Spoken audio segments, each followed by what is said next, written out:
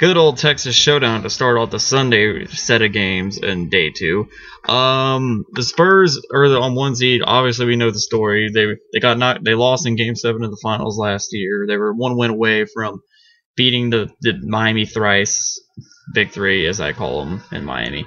The Spurs obviously they were the only team that had 60 wins for the entire season, or over 60 wins.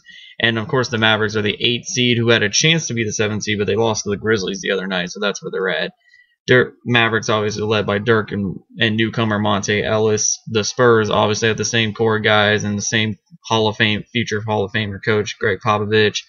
And the story of this would be the Spurs bench, how would they play an impact? But really, the Spurs bench didn't really play all that impressive today. I mean, the only one that really stepped up was Manu Ginobili, but everyone's come to suspect that. I mean, he was the only one really giving life to the bench. I mean, the rest came from 4 points from Boris Diaw and 2 from Patty Mills, who earlier this month against the Mavs dropped about 27, I believe. So I found that very interesting. The Spurs got off to a hot start, being up 21-12 at the end of the first, but the Mavericks cut that deficit and eventually went up by 1 to go into half. And then the third quarter happened. The Mavs were trying to pull away, but the Spurs kept hanging around, and it'd be a tie ball game. And then the Mavs would eventually go up by 10 after a Brandon Wright and 1. And then it all went downhill as Tim Duncan kept making layup after layup. Some of them generous bounces, the other one, but we come to suspect that we've only seen him play for 18 years. I mean, this is not surprising at this point. But the Mavericks, the biggest problem they've had the entire season is blowing big leads, and they would once again do that again as they just went ice cold from the field the rest of the game. As I think they only made like one layup and the final shot of the game by Devin Harris, who actually played really well today. He ended up with 19 points on 50% shooting and 5 assists, but it's just, this could probably be the Mavs' best chance to win a game on the road, and they just couldn't get it done. And largely in part of Dirk Nowitzki and Monte Ellis. But they were supposed to be the cornerstone of their offense. Both of them got 11 points apiece on 4 of 14 shooting for both of them. So combining for 8 for 28. And obviously they had like almost the same stat line. I mean, the only difference is Dirk got more rebounds. And Monte, who's usually known for his assists as well, only had 1 today. He did have a couple steals, but it was a disappointing showing by Monte Ellis and Dirk Nowitzki, especially Dirk. Dirk is known for going off in the playoffs. I mean, we all remember 2011. He was a monster. But credit the Spurs defense. They were all over him, and it should be noted that Tim Duncan did hurt his knee. It was a scary moment for San Antonio, but he would eventually come back and help lead that comeback spree. But the Mavericks really blew a chance. They blew a huge chance, and what troubled them is that surprisingly it wasn't the three-pointers that were troubling them, because they actually held the Spurs to 3 for 17 three-point shooting. It was actually points in the paint, and the paint defense has always been a big problem for the Mavericks since the Dirk Nowitzki tenure. I mean, the only time it wasn't was oddly when they won the championship with Tyson Chandler, but I mean, the Spurs end up winning 90-85. I still think this could be a good series. I mean, this was a good game.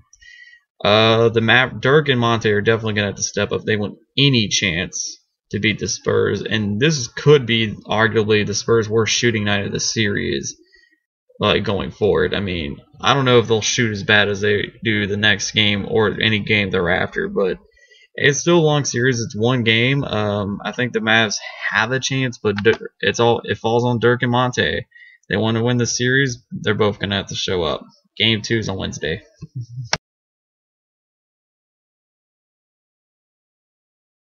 Heat pretty much did what the Pacers should have done last night, and that was take care of the inferior opponent. As Miami Heat seemed to be ready for the playoffs, and it seemed like they didn't miss a beat tonight. Dwayne Wade obviously returned, and pretty much LeBron and Dwayne Wade had their typical games. LeBron ended up with 27, Wade 23.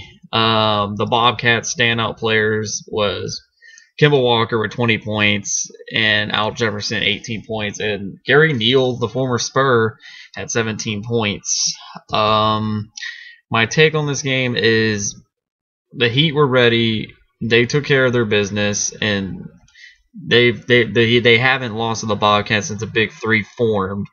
And there's a reason for that, apparently, because the Heat have a lot more talent. The Bobcats, somewhat inexperienced, showed here today, but I don't know if this is discouraging for the Bobcats. I think a lot of people, they knew a lot of people weren't giving them a chance, but I do give them. They had a pretty good impressive first quarter. It's just they went on a bad sprint in the second quarter, and they never recovered, and that's what a team like Miami can do to them. Miami didn't miss a beat, and they seem to be playing with a lot of confidence. Let's see if that continues on Wednesday night on TNT. Or no, yeah, TNT.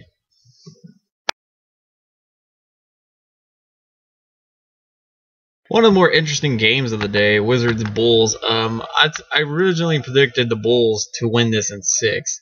What I didn't think was going to happen was the Wizards were going to win a road game in this series. This has been some kind of the problem for the Bulls. It's like they're a tremendous defensive team, but do they have enough offense that can carry them to postseason success? And looking at it from top to bottom, they really don't have anyone that really stands out on offense. I mean, Kirk Heinrich, DJ Augustine, Jimmy Butler. I mean, those are not exactly the top offensive guys, in my opinion, or Carlos Boozer for that matter. And then enter the Wizards, who were only down 6 at half. They cut into the deficit, and the fourth quarter just took the game over. Nene was fantastic all game long. He had 24 points. He's the former Denver Nugget, so postseason is no stranger to him. Same with Trevor Ariza. He had a great game, 18 points, made the shots when it counted. I was a little disappointed with John Wall, though, but he played decent enough that I'll give him a pass for his first postseason experience. The Bulls just couldn't hit shots down the stretch, and the Wizards just took over that game for winning on a grand total of 102-93 to steal game 1 on the road.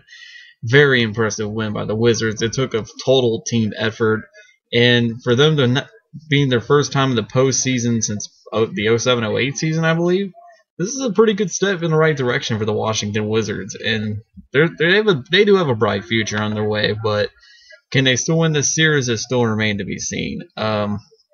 Once again, tremendous game. Bulls now in a dangerous position. There's a must-win game Tuesday on TNT, and they got to go all out because this is going to be a tough-fought series for both teams involved.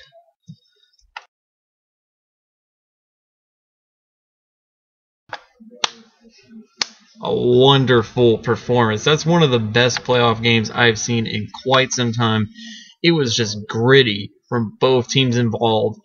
But there was a lot of people that fouled out in this game. It goes from LaMarcus Aldridge, from Dwight Howard, to Robin Lopez, to who else fouled out in this game? Oh, Patrick Beverly, the Rockets' best defender.